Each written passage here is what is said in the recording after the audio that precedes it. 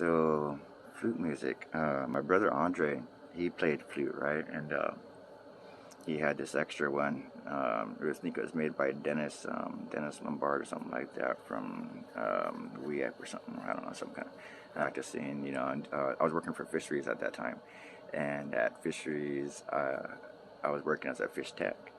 This was on Upper Lolo Creek. That's where we had to be up on there, so we'd be camped out up there, down to the trap, and just watch it, you know, wait for the fish to come in. And I'd just sit there, and then I'd pretend, you know, like I was calling the fish in, because I'd sit there and play on my flute. You know, I started getting a lot better, you know, a lot from the woo woo woo woo woo woo to actually playing a tune. I mean, I don't play notes. I don't necessarily play notes. I just kind of play from my heart, or from, you know, with my history. I ended up going to prison.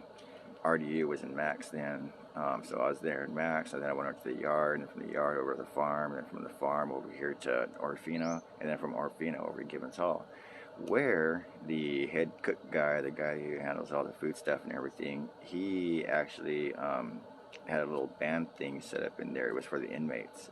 My flute fell into that category and everything. Told me that if you want to get that in here, I can have you. I can approve it. And I was like, shit, yeah, right on, man. So I had my wife at that time send my flute into me, and then I met a lot of different people in there. A lot of people who were interested in Native American culture would start talking to me. Of course, I went to sweat all the time, and Indian playing, flute playing, spiritual advisor type guy in prison. I mean, I got along with a lot of people, and and I think it had to do a lot with my flute coming there, because I pretty much just stayed away from everybody like I do out here. I don't really mingle, you know, and so I just stuck to myself.